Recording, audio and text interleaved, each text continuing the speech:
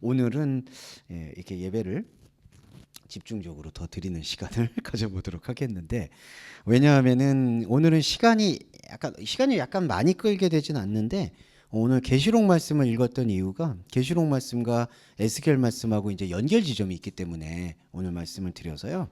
계시록 말씀을 먼저 잠깐 말씀을 올리고, 그리고 에스겔 말씀을 살펴보는 시간 갖도록 하겠습니다.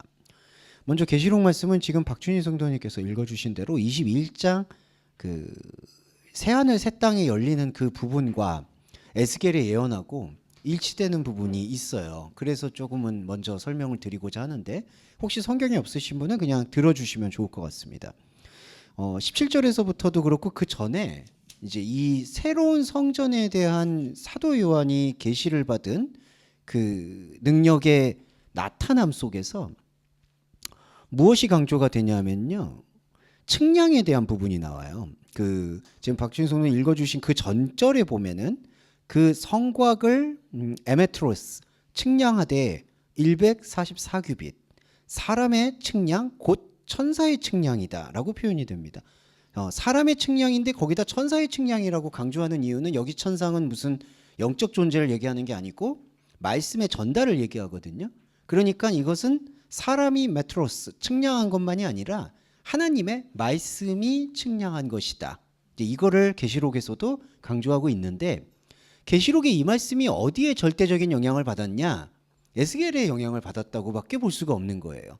에스겔에서 나오고 있는 40장 이후부터의 말씀 자체가 성전에 대한 말씀이거든요. 그런데 그 성전에 대한 말씀을 계시록에서, 곧 성경의 마지막 장에서 풀어낸다라고 보시면 돼요. 그래서 오늘 우리가 보실 것은 먼저 계시록 말씀에 대한 이해를 가지고 에스겔을 다시 보는 그 순서가 될 것 같은데, 여기서 계시록에서 에스겔 말씀에 대한 이 사도 요한의 묵상의 결과물이거든요. 그 묵상의 결과물이 뭐가 나오냐면은 바로 아까 측량이라는 얘기가 나왔는데, 좀 이따 말씀을 드리겠지만 이 측량한다라는 얘기는 헬라어로 맞다, 그 다음에 히브리어로 맞다, 할라어로 메트로스. 측량을 한다는 거는 요거를 가늠한다, 어떤 일인지 헤아려 본다라는 뜻입니다. 그러니까 측량을 한다라고 했을 때는 우리가 뭐 거리를 재고 높이를 재잖아요.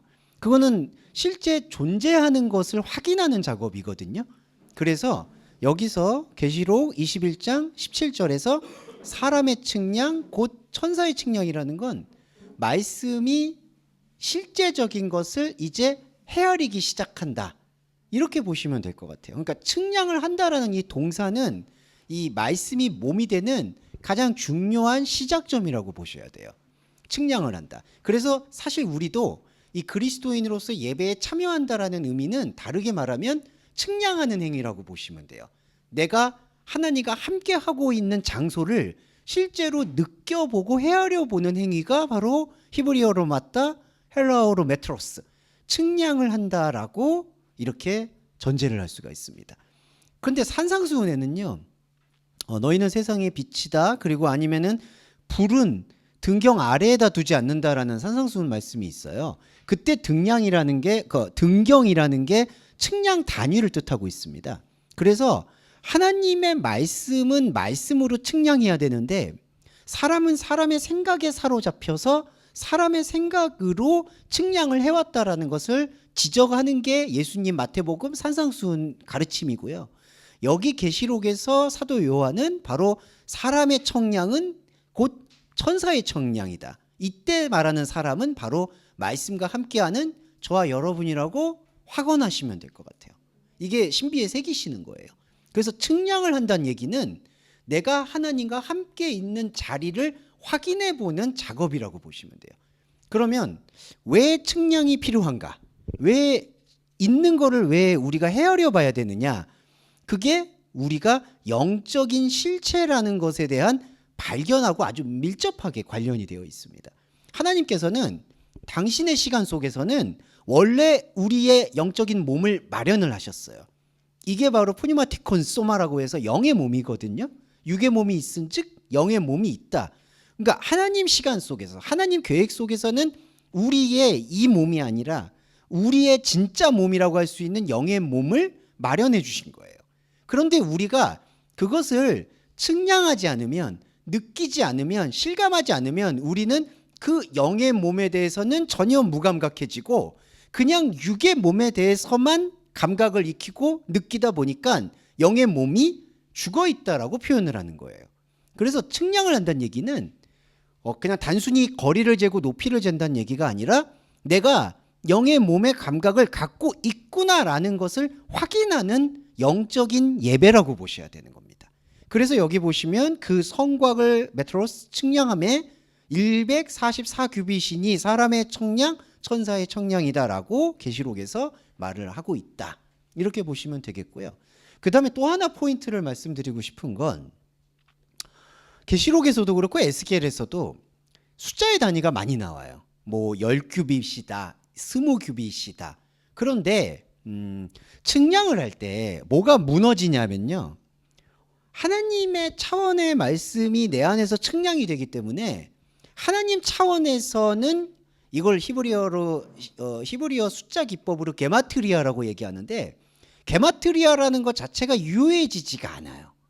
이게 이제 저희가 이제 원문을 해석할 때 가장 중요하게 봐야 될 부분인데, 140규빗이다라든지 뭐 3규빗이다 뭐 그런 측량의 숫자 단위를 가지고 뭔가 의미를 해석하는 경우가 있는데, 그건 의미가 오히려 없어져야 돼요. 왜냐하면 측량이라는 것이 들어왔을 때 이게 우리 인간의 어떤 눈에 보암직한 어떤 공간을 측량하는 게 아니라 하나님의 말씀이 우리 안에서 있는 영의 몸에 대한 것을 확인시켜주는 숫자 개념이기 때문에 이 숫자 개념은 사람이 생각해 왔던 숫자 개념의 범위에 속하지 않는 거예요. 그러면 왜 그런데 이렇게 자세하게 뭐 144규빗이니 뭐 규빗이니 어떤 그런 숫자의 측량 단위를 왜 숫자로 이렇게 수치화한 거냐라고 생각을 하실 수가 있는데, 이게 어떤 거냐면요, 영의 몸에 대한 확증 요법이에요. 무슨 얘기냐, 이게 정말 140규빗, 그러니까 규빗이 미터로 뭐 한원하면 얼마 정도 되는데 이런 높이냐, 이걸 얘기하는 게 아니라 영의 몸이라는 것은 우리가 현상적으로도 이렇게 공간에서 집에다 살고 있듯이 정말로 실제적으로 살고 있고 느끼고 있고 감각하는 것이다라는 것을 이렇게 사람의 숫자 개념을 이용해서 확인시켜 주는 거예요. 이게 실제로 있다. 그러니까 에스겔로 돌아와 봐서 에스겔 40장에서 이후에 말하는 이 성전이 실제로 안 지어졌다라고 다들 얘기하고 있거든요. 근데 실제로 안 지어진 게 아니라 이미 지어진 성전이라는 거죠. 하나님의 말씀의 기획 속에서. 그러니까 진짜 성전은 하나님 말씀 속에서 지어진 성전이기 때문에 눈에 보이는 저기 지금 이스라엘에 있다든지 예전에 이스라엘에 있던 그 성전은 성전이 아닌 거예요. 여기서 이미 구별이 돼야 돼요. 교회도 마찬가지죠. 다 아시겠지만 이제는 기초적으로 건물은 교회가 전혀 아니에요. 그리고 건물에 모여있는 구성원도 교회가 아니에요. 교회는 하나님과 영으로 누구 뜨고 있는 여러분 각자 자신이에요. 이게 에클레시아입니다. 그리고 굳이 말하면 동서말씀 교회는 그러한 에클레시아, 교회들이 모여서 말씀을 나누는 장소다, 이렇게 표현을 해야 되는 거예요.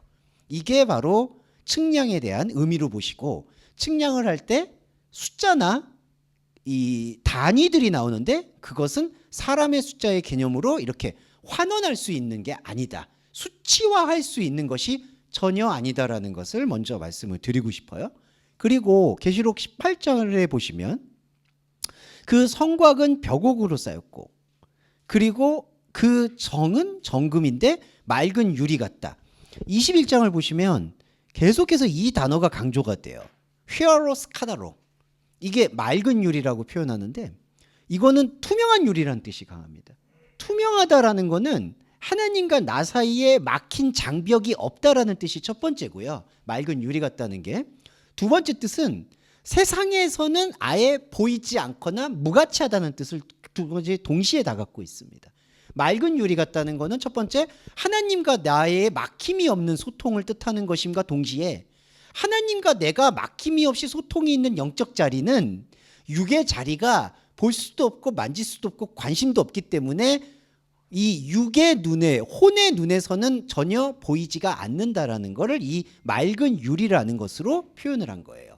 그래서 보시면 그 성은 정금인데 맑은 유리와 같다라는 뜻은 이 성 자체, 하나님의 예루살렘 생명성이라는 것 자체가 세상의 눈에 볼 때, 육의 눈에 볼 때, 혼의 가치로 볼 때 아예 안 보인다라는 것을 강조하는 어법이에요. 맑은 유리 같다. 자, 그래서 이게 바로 영적인 지점에 대한, 영적인 공간에 대한 충만함을 설명을 하는 거고, 19절에 그 성의 성과 기초석은 보석으로 꾸며졌다.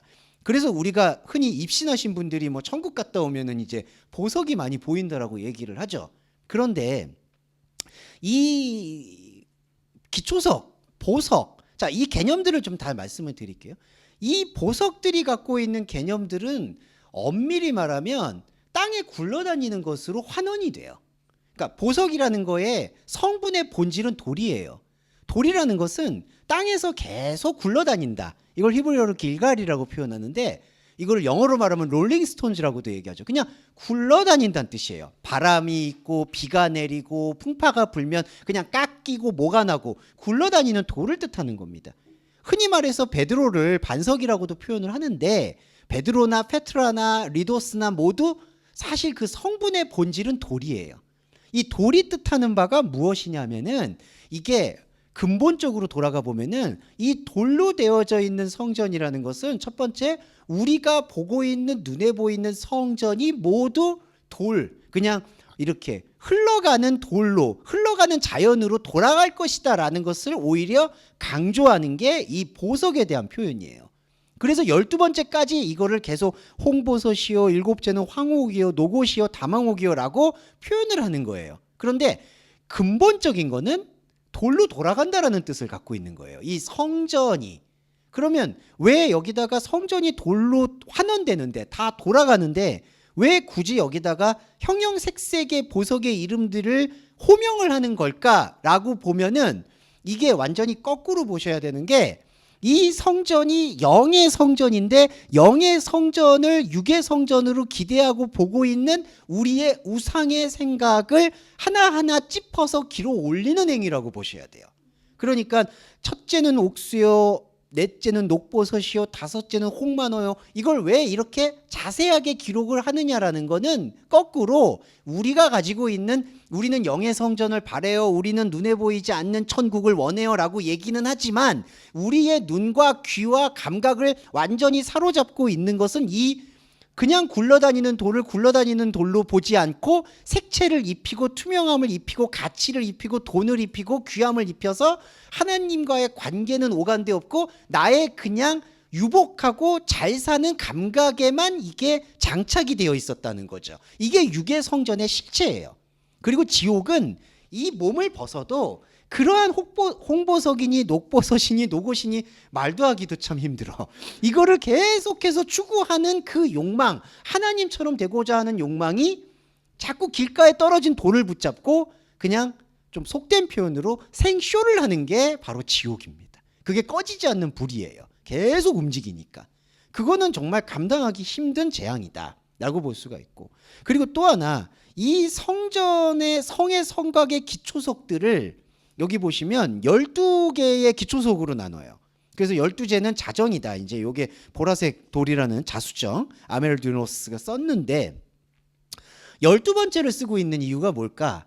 이 계시록에서 이거를 말씀해 주는 게 12지파를 얘기하는 건데, 이것도 자세하게 계시록에서 말씀이 되어 있는 건데, 오늘 확언을 드리면 12지파를 높이고 12지파 중에 14만 4천 명이 나오는 거를 강조하는 게 아니라, 이 12지파를 꽉 쥐어싸고 있는 인간의 생각이 복음이 아니라 율법이다라는 것을 폭로하는 기능이에요. 그래서 계시록에서 보면은 24장로가 나옵니다. 12장로의 12장로. 그걸 또 어떤 분들은 어떻게 해석을 하냐면은 구약의 12지파, 신약의 12지파로 해석을 하는데 얼토당토않던 말이고요. 24장로의 의미는 뭐냐 하면 이 12지파라는 것을 다시 보라는 얘기예요. 그러니까 다시 생각을 좀 해봐라. 하나님이 언제 너희들에게 12지파를 꾸렸으며 12지파에게만 특정한 사명을 주었냐. 예수님이 복음서에서 12제자를 삼는 것도요, 너희들이 특별하다는 걸 삼는 게 아니라 너희들이 결국에는 다 나를 버릴 것이다 라는 걸 예표하는 행위로 보셔야 돼요. 그래서 아시겠지만 12지파 중에 가룟 유다가 들어가잖아요. 12제자 중에. 그 이유가 뭘까요? 그렇게 똘똘 뭉쳤으면 가룟 유다 같은 사람이 나올 수가 없는 건데 이미 열둘이라고 생각하고 있는 사람의 그 소속 개념이 하나님의 말씀의 영의 몸에서는 아무 상관이 없다라는 것을 폭로하는 거예요. 그러니까 성경은 그 성격이 우리가 하나님과 얼마나 다른 생각을 갖고 있었는지를 계속해서 끄집어내는 고백 장치라고 보셔야 되는 거예요. 아, 내가 이만큼 하나님과 다른 생각을 갖고 있는 거구나.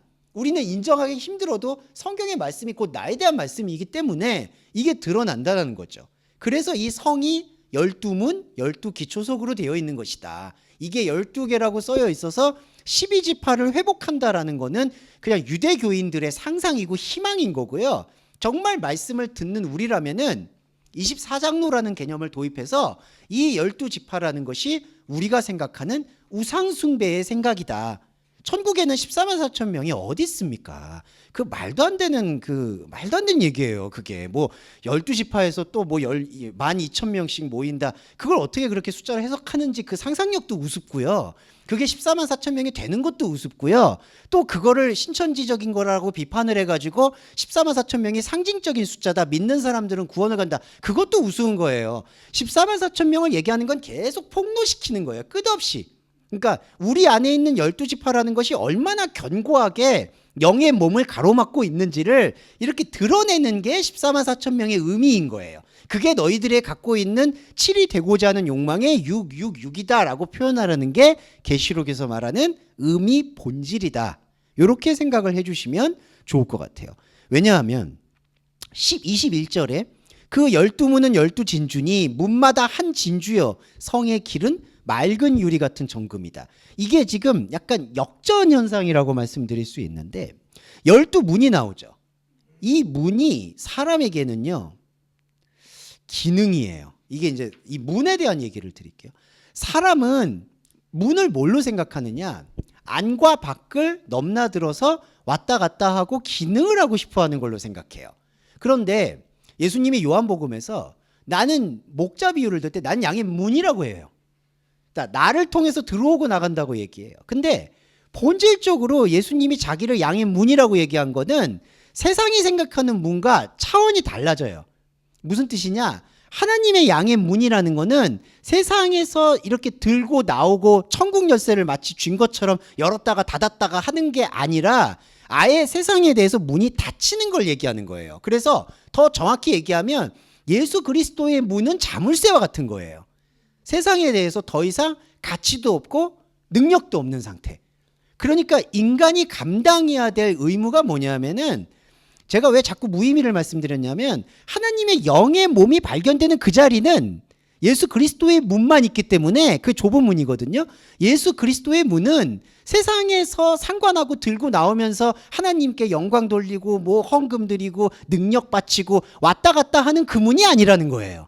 그러니까 세상의 문은 들어왔다가 나가면서 내가 뭔가 쓰임새가 있는 문처럼 여겨지고 내가 이 공간 들어왔다가 저 공간 가고 여기 와서 그래서 살아있음을 느끼는데 그거는 육의 문인 거고요. 영의 문은 그 문이 완전히 닫혀버리고 하나님에 대해서만 열려있는 문이라는 거죠. 그 문은 나왔다가 들어왔다 하는 게 아니에요.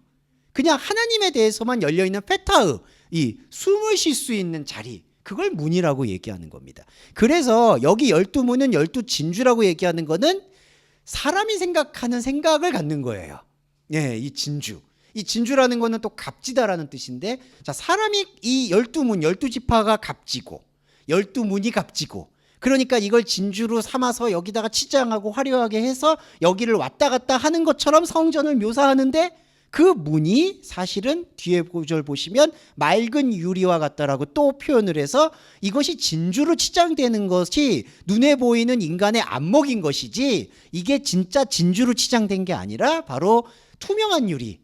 세상에 대해서는 쓸데가 없고 하나님에 대해서는 막힘이 없는 상태가 바로 21절 마지막 구절 하반기 구절에 있는 맑은 유리와 같은 정금으로 문이 되어 있다. 이렇게 표현을 하는 거예요. 이게 다 어디에서 지금 유래를 했느냐? 에스겔 말씀을 영적으로 비전적으로 해석한 요한의 이 말씀의 풀이라는 거예요. 그러니까 이게 이 기초가 되니까 이걸 가지고 이제 에스겔을 보게 되면 에스겔의 흐름이 좀 더 명료해진다라는 측면에서 말씀을 드리고 있고, 결정적으로 이게 22절인데요. 성 안에서 엔 아우테스, 호가르, 큐리오스, 호데오스, 엔 판트로크리노, 나우스, 그리고 또 앞에 구절에는 카이나우스, 우크 에이돈. 이게 무슨 뜻이냐? 성 안에서 나우스, 성전을 내가 우크 에이돈, 보지 못했다라고 얘기해요. 그러니까 여기서 사도 요한이 고백하는 보지 못한 성전은 어떤 것이냐? 육의 눈으로는, 혼의 눈으로는 이 나우스가 안 보인다라는 거를 아예 엄명을 하는 거예요. 성 안에 아무리 돌아다녀 봤는데 세상의 가치, 이 세상의 가치는 종교적 가치도 포함이 되는 거예요. 세상의 가치, 종교적 가치로는 이 성전 나우스가 안 보인다, 볼 수가 없다는 뜻이에요. 그러면서 뒤에 구절이 아주 절정이죠. 주 하나님, 전능하신 이와 어린 양이 그 성전이시다. 일단 여기서 첫 번째 해석은 에스겔에서 말하는 성전이라는 게 몸인데 어떤 몸이냐? 바로 영의 몸을 얘기한다는 거예요. 어린 양 자체가 성전이다라고 표현할 수 있거든요. 직역을 해보면. 그러니까 나오스라는 성전이라는 개념은 앞에서는 12 노곳, 행옥, 홍보서 다 나왔잖아요. 그리고 12문이 진주로 되어 있잖아요. 이게 다 사실 다 사람의 안목이라는 것을 여기서 부연 설명해 주는 거예요. 왜냐하면은 어린 양이 성전인데 어린 양한테 무슨 녹보섯이 붙어 있고 진주가 붙어 있어요. 그건 사람의 기대잖아요. 12지파가 어디 있어요? 양을 해부해 보니까 12문이 나오나요? 안 나오죠. 아예 없어요. 사람이 보고 있는 것에는 아예 안 보인다라는 바로 뜻이 어린 양이 그 성전이시다, 이 뜻이에요. 그러면 이게 바로 에스겔에서 말하는 성전인데, 이 성전은 바로 육의 성전이 아니라 영의 성전이다. 여기서 또 하나 깊이 들어가면, 그래 나는 육의 성전 본 적 없어, 항상 하나님 말씀으로 영의 성전만 기다렸어 라고 얘기를 하셔도 이게 얘기한다고 해결된 문제가 아니에요. 무슨 말씀이냐면, 나는 하나님 말씀만 바랬어 라고 하는데 죄송하지만 그 하나님 말씀이 또 죄다 현상적으로 읽히면 어떻게 돼요? 그거 하나님 말씀 아니에요. 그건 그냥 또 녹버섯이니 홍버섯이니 찾아가는, 외우기도 힘들어 이거, 자정이니.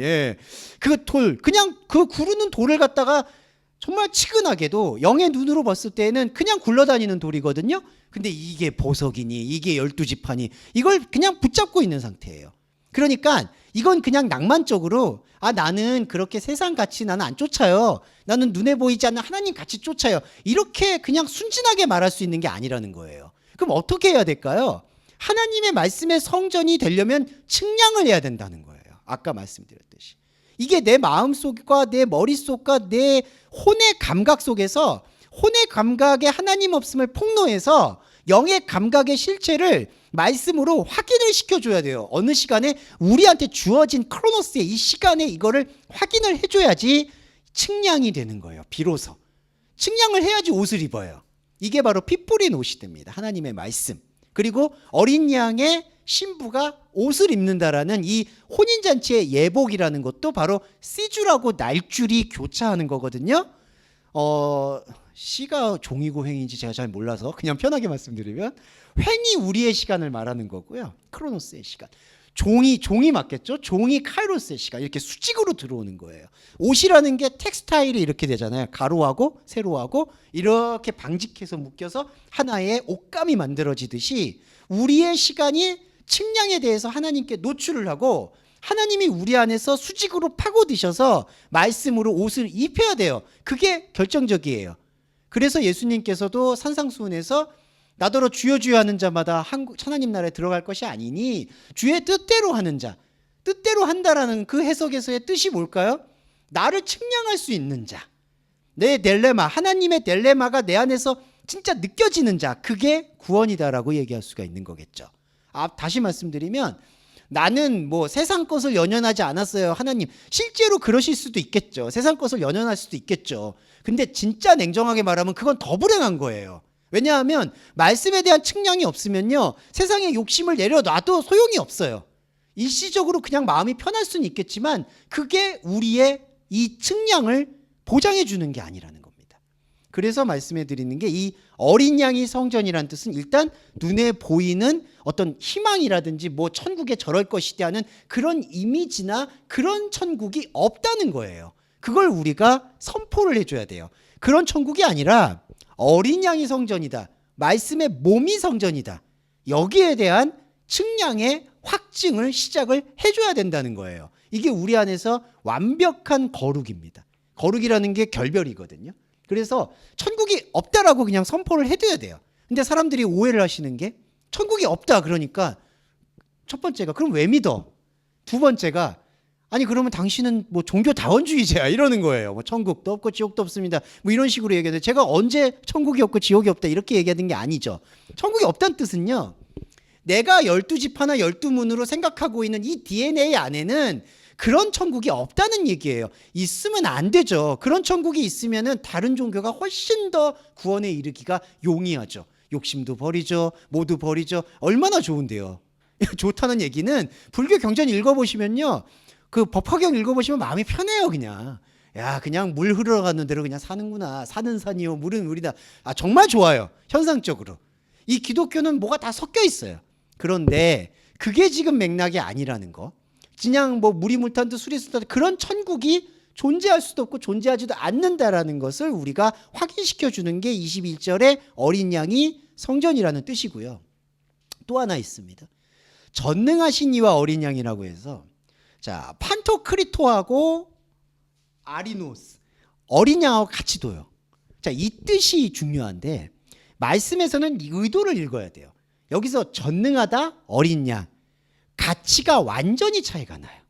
전능하다는 거는 엘샤다이라고 해서 뭐든지 할 수 있다라는 뜻으로 사람은 해석해요. 물론 하나님의 언어에서는 그렇게 해석하지 않지만 사람이 받아들일 때 전능하다라는 거는 항상 뭔가 마음껏 얼마든지 무엇이든지 할 수 있다. 그러니까 잘못된 해석 중에 너희가 무엇이든지 믿고 구하면 이루리라라고 얘기하는 게 whatever인가요? 무엇이든지로 해석이 된다는 거죠.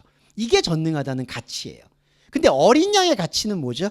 어린 양이 자꾸 오염이 되어 있는 게 뭐 순수하고 때가 덜 타고 뭐 부정하지 않은데 그게 아니라 아리노스 어린 양만 이렇게 놓고 보면요 쓸모없다는 뜻이에요. 이게 어린 양이라는 게 뭘까요? 어린 양이라는 건 아직 죄송한데 잡아먹기도 어렵고 그렇다고 운반을 하기도 어렵고 얘네들은 다 성인이 될 때까지 키워야지만 그래서 당시의 유대교 탈무드에서도 어린아이를 안타깝지만 사람으로 인정을 안 하는 거예요. 너희들이 성숙하고 어디까지 올라와야지 이른바 성인식이 이루어져야지 투표권도 주고 사람으로서 취급을 해주는 거예요. 그전엔 사람이 아닌 거예요. 그러니까 이 어린 양도 어떤 개념이냐? 이사야서에서 말하는 것처럼 흠이 없고 흠모할 만한 아무것도 없는 양이라는 개념이에요. 그리고 양이라는 개념도 없어져요. 이 아벨의 제사거든요. 아무것도 없는 거예요. 그러니까 여기 보세요. 하나님 전능하신 자와 어린 양이라고 이렇게 얘기하는 거는 어린 양이 희생제물을 여기서 강조하는 게 아니라 우리의 사람 생각은 전능하신 하나님을 바라는데 하나님이 우리한테 주는 영적인 자리는 우리 인간의 눈에 볼 때에는 어린 양의 자리라는 걸 강조하는 게 전능하신 이 및 어린 양이 그 성전이다라는 뜻이 되는 거예요. 예. 그래서 자, 성전 개념의 정립이 바로 이 요한계시록에서 에스겔 말씀을 풀이할 때 정교하게 나와 있다. 이런 해석을 저희가 먼저 에스겔을 40장을 보기 전에 드리는 이유는 우리가 창세기를 해석할 때도 창세기를 그냥 들어가는 게 아니라요. 로마서를 보시고 창세기를 들어가야 된다는 거죠. 첫사람과 마지막 아담, 첫사람 아담과 살려주는 사는 영과 살려주는 영은 무엇이며 이 관계성을 로마서에서 메커니즘을 분석을 하면 묵상을 하면 그게 창세기를 읽는데 결정적인 포인트가 되는 거예요. 여기 에스겔도 마찬가지예요. 이 계시록에서 성전에 대한 표현을 하고 있는 사도 요한이 성전을 어떻게 이해하고 있는가를 우리가 신약 말씀을 통해서 확증을 하고 여기를 봐야 된다는 거죠. 정리해 보면 에스겔의 그 성전의 개념을 계시록에서는 해석을 한 거고요. 해석을 할 때 마지막 방점은 뭐냐면 우리 사람은 본능적으로 전능한 거를 생각하는데 무엇이든지 하나님은 그 육의 눈과 아무 상관이 없는 영의 지점을 성전이라고 선포하셨고, 이 성전이라는 거는 곧 측량되는 우리의 영적인 몫에 주어진 의무라는 거예요. 왜 의무이냐? 인간의 존재의 목적이에요. 인간이 이렇게 유한한 몸을 입고 희노애락을 겪고 혼의 자아를 갖고 있는 모든 이유는 총체적으로 들여다보면 하나님과 다르고 하나님과 하나라는 이 영적인 언약 관계를 이해하기 위해서 주어진 질그릇이다. 그렇기 때문에 우리가 봐야 되는 건 육의 눈과 혼의 눈으로 항상 길들여졌던 12지파, 12문, 전능하신 자라는 생각을 내려놓고 하나님의 영광스러움을, 영의 몸을 들여다봐야 된다는 거예요. 이게 포인트가 됩니다.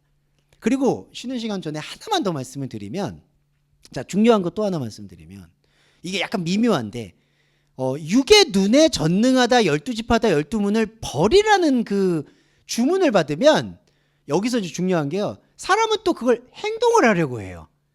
이게 종교 본능이에요. 이게 무슨 뜻일까요? 아, 세상의 것은 모두 헛되고 속되구나.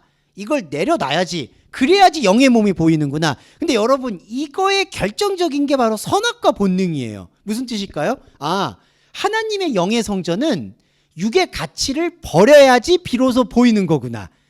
무슨 어떤 스님의 말씀처럼 뭐 멈추면 비로소 보인다. 뭐 이런 것처럼 이걸 행동을 해야지, 이걸 내려놔야지 이게 보이는구나. 근데 여러분, 여기서 더 깊이 들어가서 이 세상의 가치다, 전능하다, 12지파다, 12문이다, 이걸 버린다고 해서 이게 보이는 게 아니라는 거를 또 한 번 새겨주셔야 돼요. 이거는요, 버린다라는 개념이 아니라요, 발견이라고 보셔야 돼요.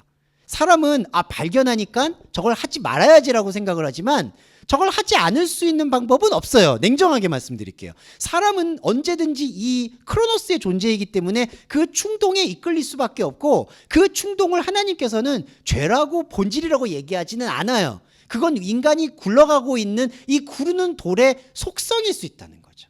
문제가 뭐냐면, 중요한 건 뭐냐면 이 속성은 속성으로 보는 거예요. 그리고 이 속성에서 하나님을 찾으려는 게 아니라, 이 속성은 그냥 구르는 돌로 가는 거구나. 이 보석의 본질의 성분인 돌은 돌로 가는 거구나. 그런데 우리한테는 우리의 진짜 존재의 목적은 이 구르는 돌에 있는 게 아니라 이 구르는 돌의 질그릇의 감각을 통해서 하나님과 다름을 깨우치고 하나님과 함께하는 진짜 성전이 존재할 수밖에 없는 거구나. 여기서 밖에 없다라는 거를 좀 중심에 새겨주셔야 돼요. 이 언약이거든요. 그러니까 우리는 여기서 선택의 여지가 없다고 보셔야 돼요. 나 이런 거 복잡한 거 싫으니까 안 볼래로 해결된 문제는 아니에요. 이건 절대적으로 인간이 이렇게 현상적으로 살아가고 있는 이상 봐야 될 포인트라는 거죠. 구르는 돌과 완전히 무관하게 하나님의 영적인 성전은 살아 숨쉬는 거구나. 그게 바로 전능하시니 곧 어린 양이 그 성전이다. 이렇게 좀 보시면 좋겠습니다. 네, 첫 번째는 이렇게 보고요. 잠깐 쉬었다가 요거 본문을 볼게요. 네. 자, 그리고 이제 두 번째 시간을 그러면은 이제 돌아와서 해보겠습니다. 자, 회복된 성전 첫 번째로 새 성전의 구조에 대한 게 이번 주에 보실 내용이고요.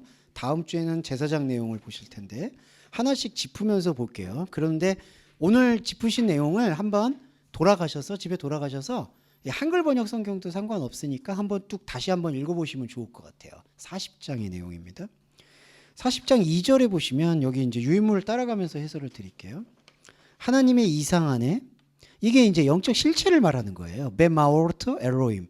이게 이 마오르라는 개념이 이상이다. 그러니까 이게 무슨 비전, 뭐 하나님의 어떤 비전 이런 것들을 설명을 하는데, 이게 N 전치사 기법이 쓰여서 하나님의 이상 안에 있다라고 표현을 하거든요.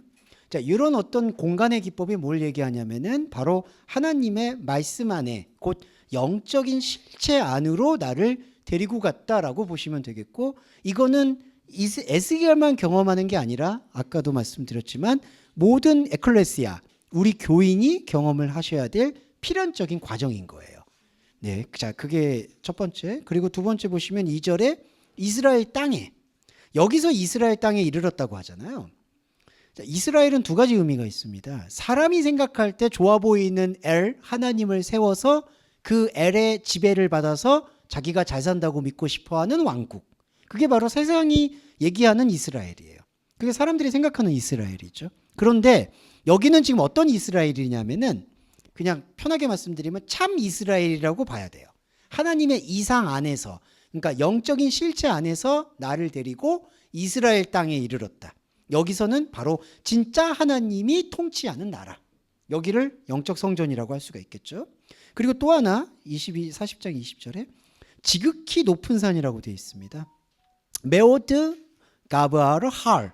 그래서 이게 바로 지극히 높은 산이라는 얘기인데, 자, 산이라는 의미도 숨쉬는 머리라는 뜻이 있고요. 산이라는 의미는 숨쉬는 머리라는 건데, 메오드, 매우 높다, 지극히 높다, 이거는 항상 말씀드리지만 차원의 다름을 얘기해요. 하나님과의 교통하는 차원. 그러니까 매우 높은 산은 하나님의 머리 되심을 호흡할 수 있는 장소를 뜻하는 겁니다. 그래서 이스라엘 땅과 매우 높은 산은 통하는 느낌인데, 진짜 하나님을 만나고 숨쉬는 곳이다라고 여기서 생각해 주시면 좋을 것 같고, 또 하나는 세상과 연고를 두지 않는다라는 의미도 이 높은 산의 의미라고 보셔야 돼요. 이 높은 산이라는 것은 땅에 발을 딛지 않는다라는 그 가장 첨단, 뿔, 높은 것을 상징하기 때문에 그게 지극히 높은 산까지의 움직임이었고요. 그 다음에 40장 2절을 계속 말씀드릴 텐데, 거기에서 남으로 향한다라고 하는데, 이제 네게부, 남쪽이라는 뜻은요, 바싹 마르다는 뜻입니다. 바싹 말라 있다. 그래서 바싹 말라 있다라는 뜻의 의미를 유추해 보면 광야도 유추가 가능해요. 그래서 남으로 향하는 성읍과 형상 같은 것이 있다라고 했을 때, 이때 남쪽으로라는 의미가 바짝 말랐는데, 무엇에 대해서 바짝 말랐느냐? 이것도 영역 구분이 확실하죠. 세상에 대해서, 육의 의지에 대해서는 형질이 완전히 바짝 말라버렸다. 이게 바로 황무지예요. 근데 이게 세상이 눈에 볼 때는 황무지인데, 바로 제가 여기 적어놨죠. 하나님의 대의지라고 보셔야 돼요. 제가 여기서 왜 큰 대자를 써서 대의지라고 말씀을 드렸냐면은, 우리가 이렇게 살아가고 있는 것도 사실 하나님의 품 안에서는 소의지, 의지의 움직임이라고도 볼 수 있는데, 이거는 우리가 죽음이 걸려 있기 때문에, 그러니까 소의지는 작은 의지, 하나님이 우리에게 이런 질그릇을 주신 의지 상태에서는 죽음의 움직임이라고 보셔야 돼요. 왜냐하면 하나님과 다름의 죄 상태이니까. 그러니까 자범죄 죄가 아니라 아예 관역이 다르니까 우리가 질그릇으로 주어져 있는 것은 하나님의 관점에서는 이 질그릇도 당신의 의지의 영역 안에 있지만, 우리는 이거를 느낄 수도 만질 수도 다가갈 수가 없는 상태예요. 그래서 이게 죽음 의지라고 얘기해요. 그런데 여기 형질이 바짝 마른 남으로 향하는 성읍 형상이 보이는 거는 그 작은 의지를 얘기하는 게 아니라 대의지, 하나님의 그 생명의 역동성을 얘기하고 있다. 이렇게 보시면 되겠어요. 그래서 우리가 말씀을 보는 관점이, 이 하나님의 대의지, 이 완전히 세상의 형질은 바짝 말랐지만 하나님의 세계에 대해서는 눈을 뜨는 바로 그 영적 공간을 측량하고 탐색해서 내 안에 생명으로 장착시킨다라고 생각을 하시면 좋겠고, 이게 바로 냉정하게 말씀드리면 인생에서 현상적으로 불행이란 불행은 다 겪었던 에스겔이 말하고 있다는 거예요. 이게 바울도 삼층천 얘기를 했는데, 바울은 거기에 대해 용기가 좀 부족했다고 봐요. 어떤 용기냐? 말할 수 없는 것을 보았다라는 걸 아주 짧게 언급하잖아요. 영적 성전에 대한 묘사예요. 근데 거기에 대해서 더 말하는 거에 대해서 주춤했던 것을 느낄 수가 있어요. 왜냐하면은 그때 당시에 사람들이 정말 이상한 사람 취급을 할 것 같으니까. 근데 에스겔은 40장 이후에서 이거를 정말 작심하고 자세하게 풀어요. 이 영적인 성전에 대해서. 그 의미는 뭐겠느냐? 현상적으로는 완전히 극과 극인 거예요. 우리가 전혀 에스겔의 인생을 닮아갈 필요는 없는데, 그거는 좀 효과 때문에 말씀을 드리고 싶은데, 에스겔을 완전히 뭔가 인생에서는 제대로 된 예언자로서도 인정을 받지 못하고 거의 파탄난 지경이에요. 근데 그거를 어떤 사람들은 예레미야를 또 욕하는 거 아닙니다. 예레미야를 비판하는 건 아니지만, 예레미야는 자기가 자기 편이 없다라고 막 징징거리잖아요. 우리 예레미야 들으시면 뭐라 그럴 텐데, 예레미야 애가를 보시면은 주여 아무도 없습니다. 로뎀나무 가서 막 굳이 안 그래도 되는데, 그러니까 나 다 버림받았습니다. 그래서 결국 뭐 바알에게 무릎을 꿇지 않은 뭐 음성을 얻잖아요. 그건 예레미야 사안인데, 에스겔은 이거를 행불행으로 아예 나누질 않아요. 그러니까 나를 그렇게 평가하지 말라고 얘기해요. 이거는 우리 그리스도인한테도 대단한 용기예요. 필요하고. 그러니까 내가 만약에 혹시라도 잘 되냐 안 되냐, 자 현상적으로 이걸 가지고 다른 사람들이 뭐 예수 믿는 사람이 뭐 절해라든지 아니면은 잘된 때에는 예수 믿고 뭐 하니까 그래도 되나 보다. 이 모든 평가를 에스겔이 지워버리는 의지가 바로 이 성전, 영적 성전에 담겨 있다는 거예요. 그러니까 내가 진짜 중요하게 생각하는 것은 바로 이 3살의 형질은 아예 바짝 말라버린 거고, 여기서는 행복하든 불행하든 이건 나하고 아예 상관이 없다는 식으로 아주 단호한 거죠. 그리고 나온 게 바로 하나님의 대의지만이 나를 사로잡을 수 있다. 이것만이 나와 하나님과의 교회의 전부다라고 선포하는 게 바로 이거예요. 남으로 향하는 성읍의 형상 같은 것을 보았다. 저는 이거를 남쪽이라는 네게브라는 단어를 단순히 쓰지 않았다고 봐요. 바짝 말랐다라는 것을 강조해서 완전히 사람의 생각에서는 행복하냐 불행하냐, 뭐 불행한 거라는 걸 합리화하는 것도 아니고 행복하다는 것을 강조하려는 것도 아닌 아주 단호한 하나님만을 향하는 의지가 돋보이는 게 남으로 향하는 형상이라는 뜻이고요. 4절에 보시면 그 사람이 내게, 그 사람이 누구냐면요, 말씀입니다. 하나님의 대의지라고 아까 얘기했잖아요. 자, 세상의 형질에 대해서 바짝 말랐다라고 표현을 하잖아요. 자, 세상에서 다 우리 건축으로 얘기하면은 그 무슨 장식 있죠, 데코레이션 했던 거. 자, 데코레이션 했던 거를 다 떼어내는 거예요. 그러니까 이것도 코스모스라고 표현하는데, 코스모스가 세상이기도 하고 화장품 이름이기도 하거든요. 아름답고 조화롭게 꾸미는 거. 근데 우리가 민낯이라고 얘기하죠. 그걸 다 걷어내는 거예요. 나무로부터 온 형상이라는 게 바로 그런 뜻이거든요. 세상에서 기대하거나 의지할 것이 없게끔 내 안에서 말씀의 비춤으로 다 지워낸 상황. 그 지워낸 상황 속에서 뭐가 나오냐면은 말하시는 그 사람이 나온다는 거예요. 이게 바로 40장 4절의 그 사람. 이게 바로 말씀이에요. 그러니까 우리가 말씀을 듣는다라는 이 행위는 내 안에서 뭔가 조화롭고 싶어하고 균형을 맞추고 싶어하고 하나님처럼 닮고 싶어했던 그 계시록에서 봤던 12가지 그 보석들을 다 구르는 돌이라고 선포하는 거. 그게 첫 번째 우리의 고백이고요. 그 고백이 있는 게 동시에 그 사람이 말씀을 하세요. 그러면 그 사람이 뭐라고 얘기하냐면요, 4절에 내가 너에게 보이는 그것을 보고 듣고 생각해라. 이건 뭐죠? 말씀만이 보이는 것. 이게 바로 영적 성전의 실체예요. 말씀만이 보이는 것을 보고 듣고 생각해라. 근데 왜 보라고만 얘기하지 않고 들으라, 생각하라 이걸 같이 얘기했냐? 이게 바로 영의 몸이 진짜 이 몸처럼 공감각이 있다는 것을 강조하는 단어예요. 그러니까 우리도 육의 몸이 있은즉 영의 몸이 있다는 바울의 표현에서 영의 몸이라는 거는 이거예요. 우리가 이 도구로서의 질그릇을 수명이 다하게 돼서 내려놓게 되면, 지금도 마찬가지예요. 지금 시간에도 이걸 내려놓게 되면, 내려놓게 되거나 혹은 지금도 동시에 육의 몸이 우리한테 이게 있지만 동시에 이 영의 몸이 하나님과의 관계 속에서 공감각적으로 존재한다는 걸 말하는 거예요. 그래서 여러분, 제가 상투적으로 드리는 게 아니라 말씀이 몸이다라는 건요, 그냥 말씀이 무슨 교훈이나 격언처럼 그냥 들어서 좋고 일주일 동안 힘없고 이게 절대로 아니라는 거예요. 그래서 제가 왜 행함을 자꾸 다른 측면에다가 말씀드렸냐면은, 자꾸 말씀을 잘못 듣게 되면요, 하나님의 귀한 말씀을 내가 이렇게 큐티에서 들었으니까 내가 이걸 가지고 뭔가 나의 마음이나 생각을 리프레시 한다든지, 아니면 내가 살고 있을 때 뭐 이럴 땐 이렇게 선택하고 저렇게 선택하고 있다든지, 그거를 구분해 줘야 돼요. 최소한 제가 이걸 강조하는 게 바로 말씀 자체를 참여하는 게 몸이라는 거예요. 그러니까 말씀을 들어서 말씀에 들어가지고 무슨 뭐 지식이 쌓이고 몸이 뭐 어떤 감각이 생기고 어떤 내 마음가짐이 달라지고 성령의 9가지 열매처럼 뭐 열매를 맺고, 이게 아니라는 거. 그냥 말씀에 여러분이 참여하는 것 자체가 듣고 보고 생각하고, 그게 바로 몸이, 감각이 눈을 뜬다라는 거예요. 이게 바로 영의 몸입니다. 전쟁은요 뭐냐면요, 이걸 육의 몸이 인정을 안 하는 속성 때문에 그래요. 그러니까 저와 여러분이, 진짜 죄송한 말인데 솔직한 말로, 제가 이렇게 아무리 죄송해요, 저도 마찬가지예요. 제가 이렇게 지금 여기서 영의 몸입니다 얘기를 해도, 자, 여러분과 저의 크로노스 안에는 그래서 뭐 어떻게 된다는 거지? 라는 게 분명히 있으실 거예요. 저는 항상 있어요. 아니 그래서 뭐 영의 몸이 뭐 있는데 뭐 어떡하자는 거야? 이게 있어요. 자, 이게 바로 육의 몸의 관성이에요, 여러분.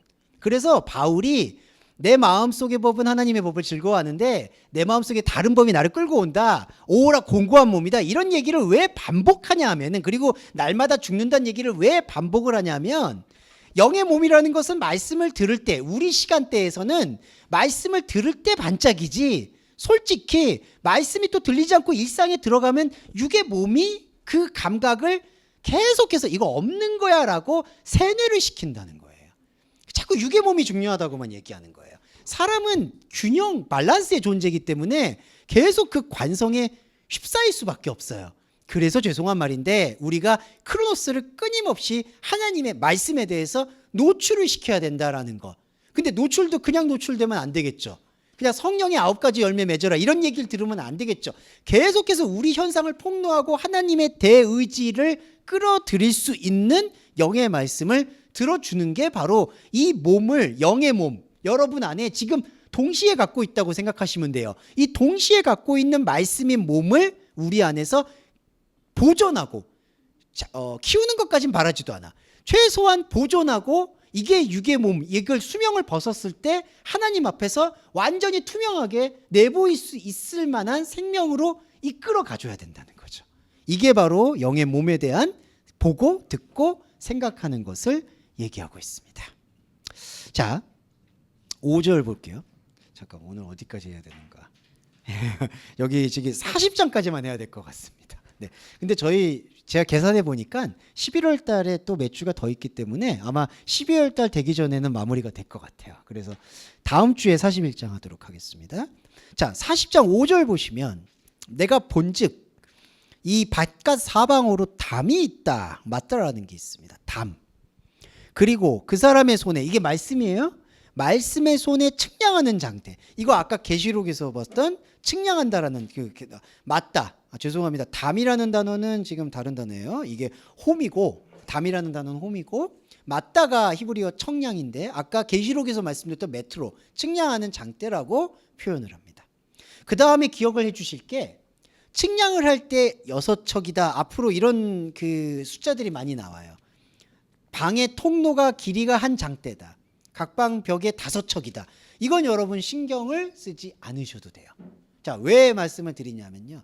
아까 계시록 말씀에서 계시록에서 사도 요한이 에스겔 말씀을 몰랐을 리가 없고, 그리고 또 실제로요 이스라엘 백성들이 이걸 정말 지어야 된다고 생각해서 아마 46년인가 뭐 계속해서 성전을 지으려고 노력했던 걸로 알고 있어요. 근데 실제로 이게 측량 단위로 되지도 않았고요. 그래서 사도 요한이 반모섬에서 묵상한 결과 여기 에스겔에서 말하고 있는 이 측량은 제가 아까 첫 번째 시간에 소개를 드렸던 이 측량이라는 것은 환기시켜주는 역할이다. 그러니까 이게 사람에게도 아라비아 숫자처럼 숫자의 개념이 존재하듯이 하나님의 말씀의 몸에도 보고 듣고 생각하는 그 몸이 존재한다는 것을 강조하는 어법이다라고 생각하시면 되겠어요. 거기에서 5 높이다, 1 높이다 이거는 중요한 게 아니에요. 중요하게 안 난 얘기는 의미를 부여해서는 안 된다는 얘기예요. 그럼 뭐가 의미가 있는 걸까요? 여기 안에 있는 요소들이에요. 요소 중에 하나가 첫 번째 담이죠. 담이라는 건 뭐냐면요, 하나님에 대한 것으로 품고 밖의 것에 대한 것을 사실은 커팅한다는 뜻이 있어요. 담이라는 게 뭐냐면요, 안에 있는 사람에게는 밖이 안 보이고요, 밖에 있는 사람이 또 안이 안 보여요. 이거 완벽한 구별이에요, 담이라는 게. 그리고 이 담을 측량한다? 지금 보시면은 담을 측량을 해요. 담을 측량하는 게 또 등장을 해요. 이게 뭐냐? 이 담이 실제로 존재한다는 걸 느끼는 거예요. 이게 뭐죠? 하나님의 품에 우리가 독자적으로 있다라는 것을 확인하는 작업이에요. 자, 담을 측량하는 나는 담 안에 있다고 보셔야 돼요. 담은 이렇게 울타리가 되어 있고, 그럼 이게 하나의 영적 자궁이에요. 이 영적 자궁 안에서 생명을 낳고 낳는 생명행위가 이루어지고 있는 거예요. 그런 생명행위를 느끼고 하는 게 바로 담을 측량하는 우리가 되는 거예요. 자, 그런데 중요한 건 담을 측량하고 있는 우리가 있고, 이게 그리스도인의 중요한 자세예요. 담을 측량하고 있는 영의 몸인 내가 있어요. 근데 바깥에도 내가 있어요. 이거를 부정해선 또 안 돼요. 이 중요한 거죠. 바깥에도 내가 살고 있잖아요. 그러면 바깥에 있는 사람들은 그럼 바깥은 어떻게 해야 되느냐? 중요한 건 이거예요. 이게 어렵지만 중요한 건데, 안에 있는 것과 밖에 있는 것은 전혀 관계가 없다.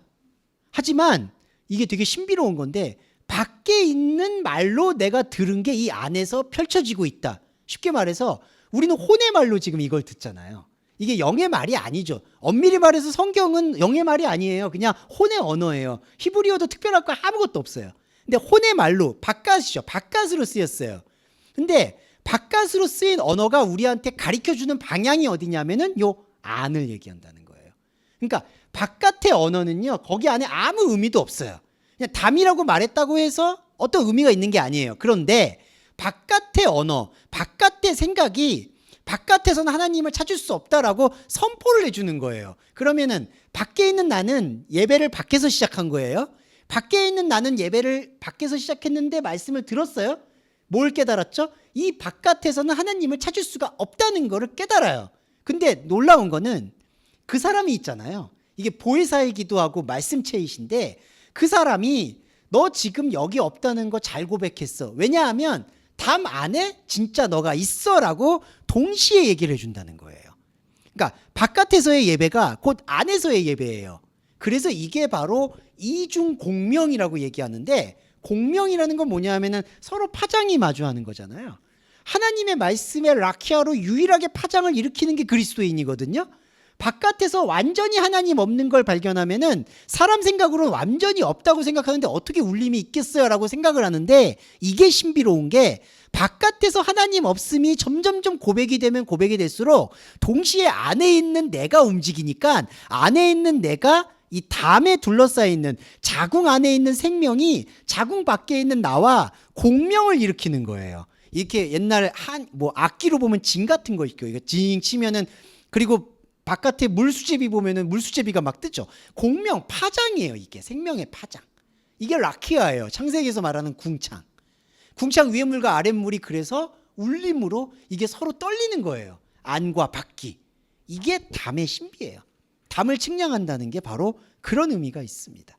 담 자체를 측량한다는 건요, 문의 의미하고는 다르다라고 보시면 되고, 자, 그리고 조금 더 가보면은 측량하는 장대는 아까 설명을 드렸고, 40장 17절과 28절에 자꾸 어떤 묘사가 나오냐면요, 와 예해 예 어디로. 그래서 이제 이게 어떻게 보냐면 어떤 기법이냐, 17절과 28절에 3인칭 단수니까요. 3인칭 단수 남자, 그가 나를 데리고, 네, 1인칭인 나를 데리고, 이게 다 누구냐? 아까 공명 말씀드렸죠. 이게 말씀의 울림을 표현하는 단어예요.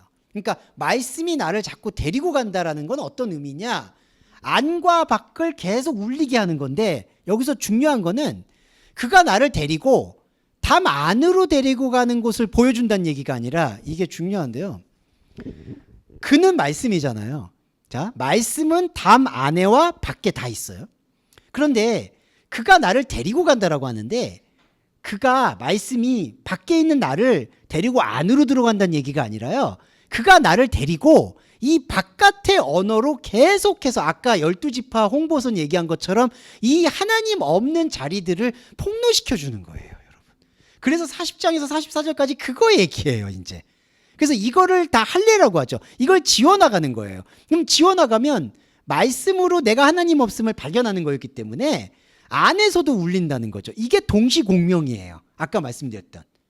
그래서 여기 보시면 그가 나를 데리고, 그래서 이게 제가 유인물에는 새 길의 연합과 새 공간의 주어짐이라고 얘기를 한 거예요. 이 뜻인데, 이게 하나님의 말씀이 나를 안에 있는 어떤 실체를 보여주는 데 집중한 게 아니라 바깥에 있는 하나님의 없음을 드러내는 데 집중을 하고 있다라고 보셔야 되고, 그렇게 되면 사람이 빠질 수 있는 함정 중에 하나는 바깥에만 자꾸 보니까 안에 게 그럼 없는 게 아니냐라고 했는데, 이게 동시에 울리고 있다는 거죠. 왜냐?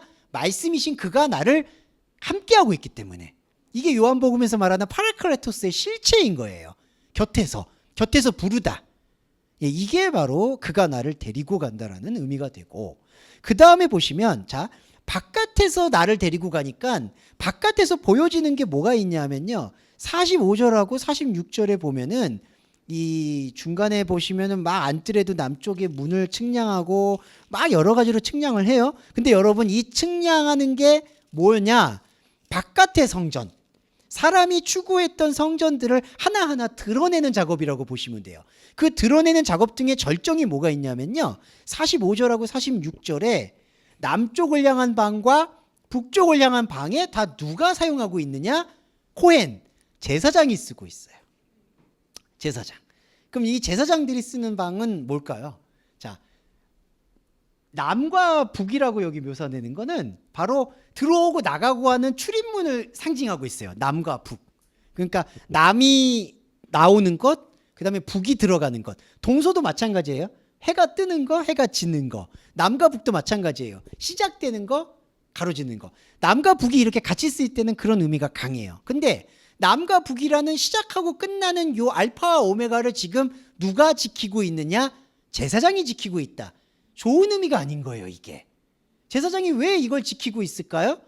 이 하나님의 담으로 들어가려고 하는 것을 제사장들이 가로막고 있는 현상에 대해서 말씀이신 보혜사가 일깨워 주는 거예요. 네. 그러니까 못 들어가고 있는 거예요. 그거를 우리가 깨닫는 거예요. 그러니까 46절에 보시면요, 북쪽을 향한 방은 재단을 지키는 제사장이 쓴다. 이들은 레위의 후손들 사독의 자손이다. 그렇게 해가지고 이거를 마치 레위의 후손들이 이게 예언을 하고 중요한 의미를 지녔다라고 생각을 하는데, 그게 아니라 오히려 사람이 생각하고 있는 제사장들이 하나님의 진짜 담 안에 있는 영적인 세계를 가로막고 있다는 거를 폭로하는 게 바로 제사장들의 방을 드러내는 행위예요. 예. 그러니까 이 방은 있으면 안 되는 거예요. 근데 이게 가로막고 있는 거죠. 그래서 예수님 말씀 중에 자기도 못 들어가고 들어가고자 하는 자도 막는다, 이 말씀이 바로 이거고, 그 다음에 41장으로 넘어가면 지성소가 나오는데 이거는 다음 주에 이어서 말씀을 드리도록 하겠습니다. 오늘 결정하실 거는 딱 하나예요. 오늘 느끼실 거는 예수의 말씀에서 우리가 각자가 다 항상 반복했던 건데 한 번만 더 새겨주시면, 교회는 나 자신이에요. 그리고 에클레시아예요. 그리고 하나님을 만나요. 투명한 유리처럼. 그렇게 되면 세상으로부터 완전히 분리가 돼요. 그런데 우리의 언어와 생각은 세상에서 다 배운 거예요. 앞으로도 그럴 거예요. 그렇기 때문에 세상에서 배우고 있는 언어와 관습으로 이 안에 있는 세계가 설명되어지고 있는 과정이다.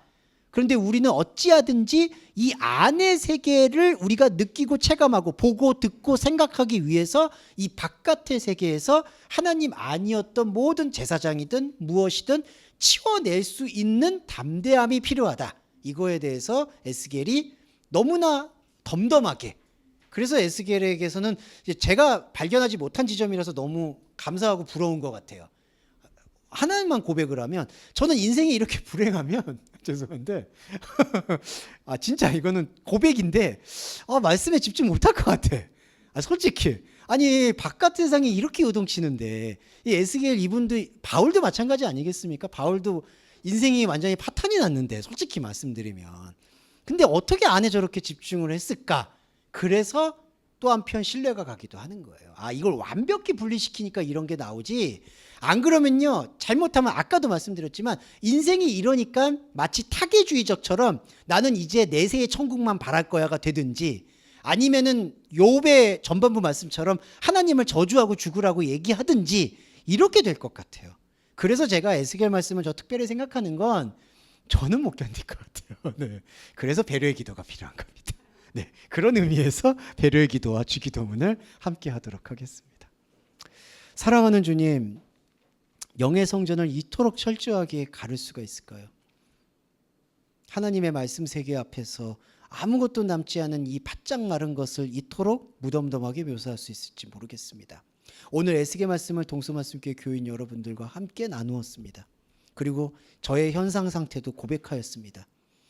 말씀이 주어지는 충성함과 별개로 저의 현상 상황이 너무나 어렵다면 정말 힘들고 보장하기 어려울 것 같습니다. 물론 그것 때문에 기도하는 건 아닙니다. 그럼에도 불구하고 우리가 배려의 기도를 요청드리는 것은 우리의 현상의 상황에 이 요동침 속에서 우리가 무엇을 해야 될지 어떻게 해야 될지 우왕좌왕하면서 하나님의 말씀의 진중함을 잃어버릴까 두렵기 때문입니다. 언약의 하나님, 우리 동서말씀교회 교우 여러분들은 현상은 현상대로, 영은 영대로 살아갈 수 있는 이 생명의 이원론적 투트랙을 잘 유지하고 생명을 보존하기 위한 기도를 드리고 있습니다. 물질적으로 어렵고 관계에서 어렵고 무엇보다 어제와 오늘 우리들에게 충격적으로 왔던 이 압사사고, 이러한 어떤 천재지변에서 우리의 말씀 듣는 일들이 끊어지는 것이 못내 두렵고 아쉽기 때문에 기도드리는 겁니다. 현상의 어려움들 모두 잠잠할 수 있도록 우리 동서말씀교회 교회 여러분들의 삶을 잔잔히 인도해 주시기를 소원합니다. 하나님의 모든 생명과 말씀을 고백하며 예수 그리스도의 이름으로 기도드립니다. 아멘. 주기도문 함께 하겠습니다. 하늘에 계신 우리 아버지여, 이름이 거룩히 여김을 받으시오며 나라에 임하옵시며 뜻이 하늘에서 이룬 것 같이 땅에서도 이루어지이다. 오늘날 우리에게 일용할 양식을 주옵시고 우리가 우리에게 죄 지은 자를 사하여 준 것 같이 우리의 죄를 사하여 주옵시고 우리를 시험에 들게 하지 마옵시며 다만 악에서 구하옵소서. 대개 나라와 권세와 영광이 아버지께 영원히 있사옵나이다. 아멘.